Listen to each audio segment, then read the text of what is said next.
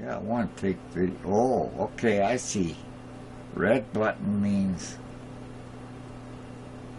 Oh, stop taking video. Oh, did I goof? Probably did. Okay, if it's red saying stop taking video, that obviously it's recording. I'll remember that yet, sooner or later. Anyhow, just in case it didn't record, yeah, it's a mess again, as usual. Every time I put a cap on, it's getting up where it's hard to keep my hair in shape.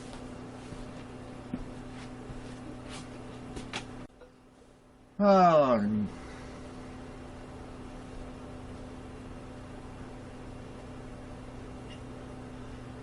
just a little brief update here.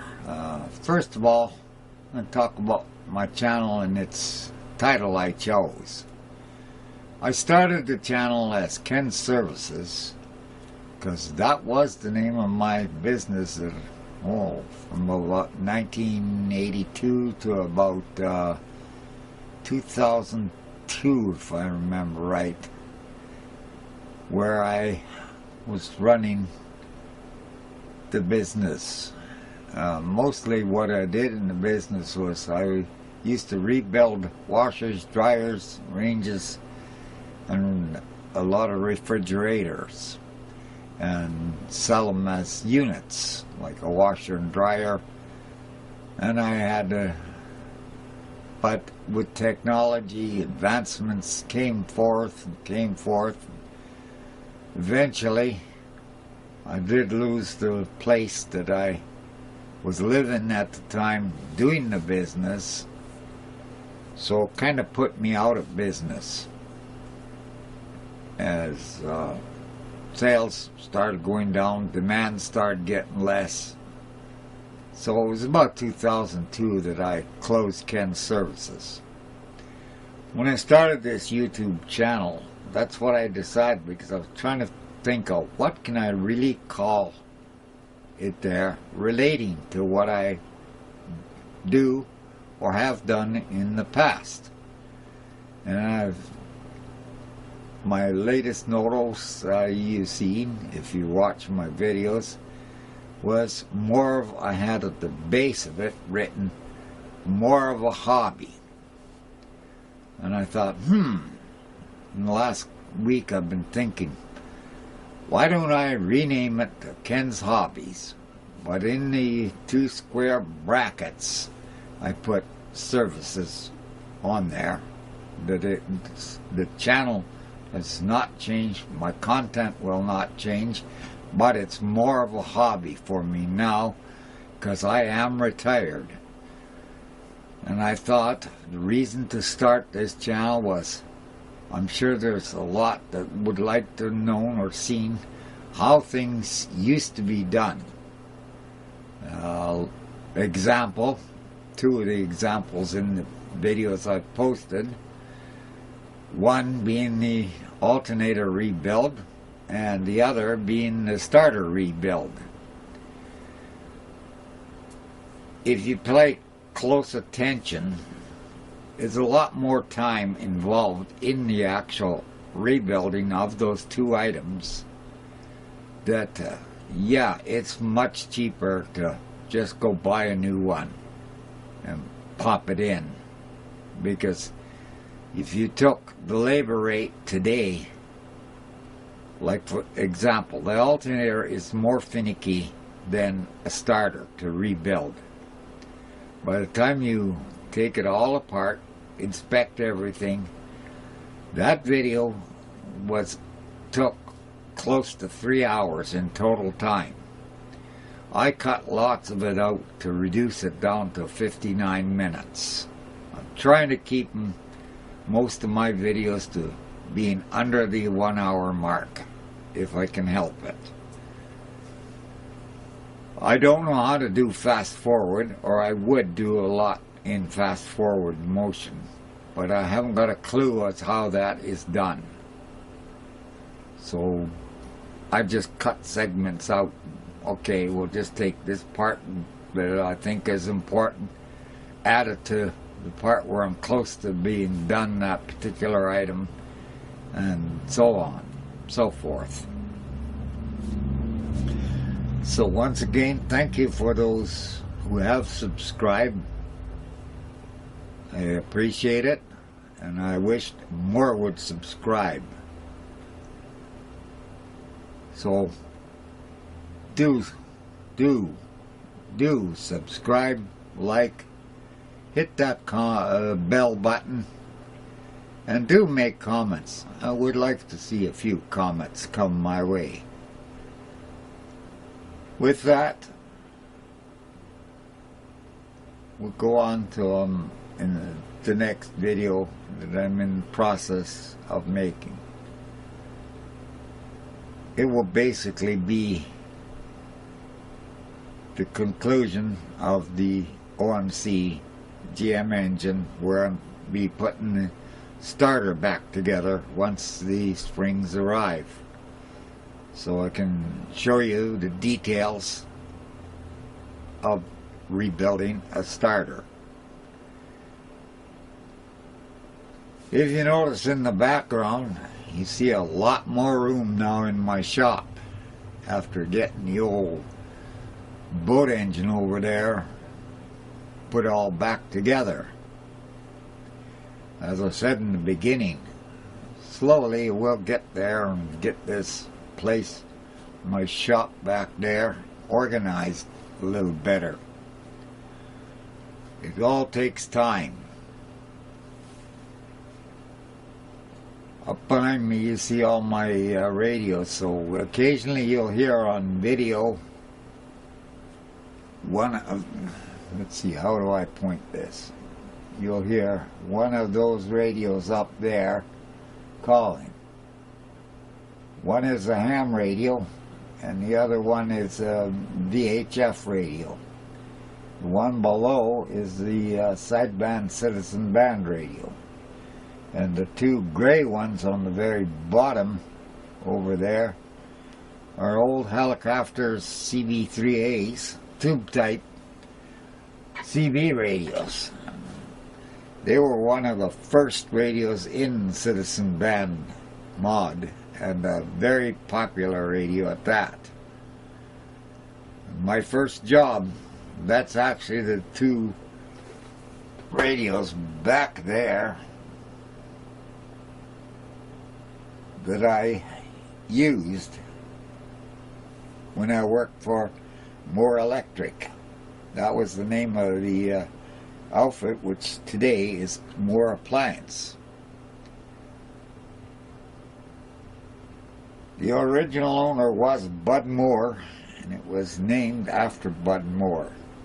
And the unit that those things are all sitting on is an old gramophone that originally Bud Moore owned the record store where that gramophone originally was sold. So it's a real piece of history for me personally. With that, I have other projects here. Some projects I'm not going to bother filming because it'll be too difficult to film, excuse me. One of the next projects I have on the list is I installed a built-in microwave for the wife there, and of course the house had no vent for a vent fan. The hood fan in there was just one of those recirculating ones. So I had to put a proper vent system in, and I was a little short on the piping to exhaust it. So that's my next project, is to finish putting the old vent pipe in on the exhaust. I might just decide to do a little filming on the drywalling of the where I had to run the pipe up, covering the pipe in the kitchen.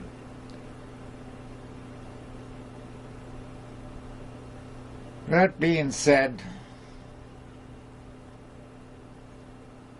I should get out there and mow the grass. I see it's there. Of course, that should be my son's job, but hey, getting him to do anything now is a miracle.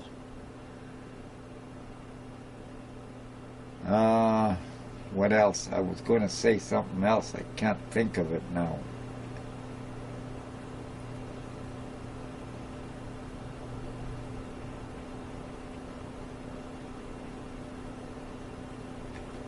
Well, once again, thanks for watching, and do remember, do subscribe. Till next time, adios. Oh, one more thing, now I remember what it was. One more thing I want to say. I do have another channel on here called Peter Rabbit. Peter Rabbit was my CD skip handle. And I started that quite a few years back when I was living in Edmonton. It consists mostly of good old music videos that from some of the performers that paved the road to music we have today, especially the Johnny Cash show. So 90% of that channel is all related to artists like Marty Robbins, Johnny Cash, Dolly Parton, Loretta Lynn, Patsy Cline, Chet Atkins, and a whole pile of others. I do go check that channel out if you like to see some of how performances used to be when music, as far as I'm concerned, was music. And these great performers, there's some great entertainment there to be had. So that's Peter Rabbit, my other channel. I've got over 130,000 subscribers there, and I thank all those who have subscribed to that channel. Do follow me over to Ken's Hobbies Services now and check out my new channel for those on that channel. Thank you. Oh, damn. Okay. Well, I left off at the last video talking about a choke stove. For those of you who don't know what a choke stove is, I'll show you. That's the old choke stove I have been looking for. I finally found it in a different shed. I put it in safety so the tubes wouldn't get crushed. Couldn't remember where I put it. Finally this morning, I remembered where it was. It goes in here. Now the purpose of this choke stove is to unload the old choke here. This is the chamber that has a little spring inside here that, as it gets heated, opens the old choke butterfly. We need that choke on when first starting the engine to get that extra shot of gasoline. That is the biggest secret to opening that up, and it has to work on heat. The heat for this little heat and unloading choke unloader is the old tube like this called the choke stove, or newer ones, it's an electric element that's bolted on here, and a little wire goes onto it, giving its power. This case, it's the old choke stove. It goes in the front here, and that's what this tube is about. So when the engine's running, it heats this up and sends the old heat up through the tube into here. so that it unloads the choke. I've short one gasket, and if you remember me earlier on telling you about, if you didn't have a gasket, how you can make a gasket using silicone. Well, there is how you do it. I don't know how well the camera will do it for justice, but as you see, I've built a little layer of silicone around it. Now we're going to let that aside so that that can cure, so that when you put it on, it acts and squeezes together. It'll act like a rubber gasket.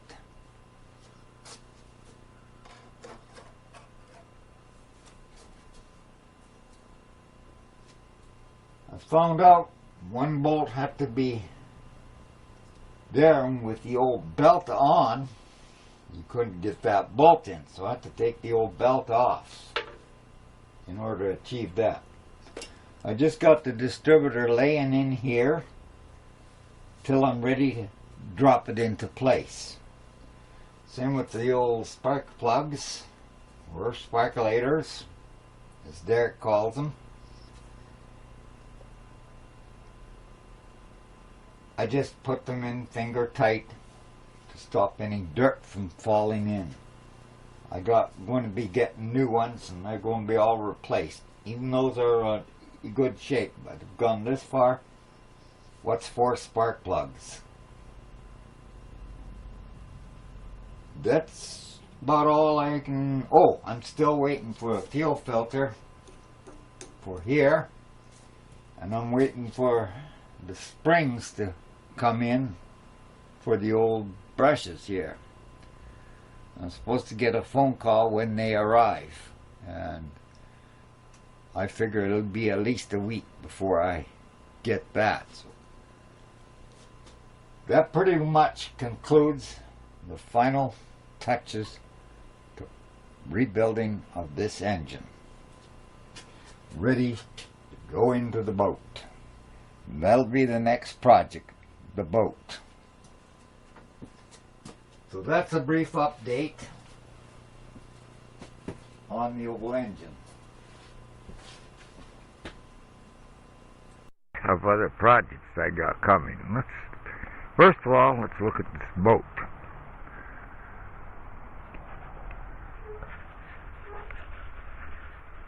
Here is the problem with the boat. I'll see if I can get a close-up, better view here.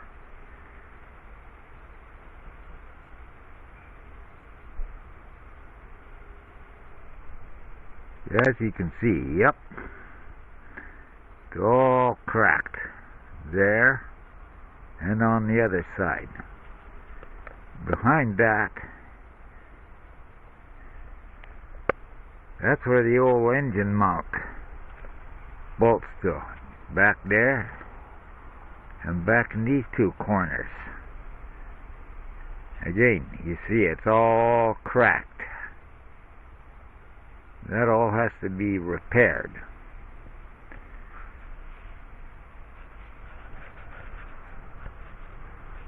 In the rear, that I still have yet to pull out to get the boot off for replacing.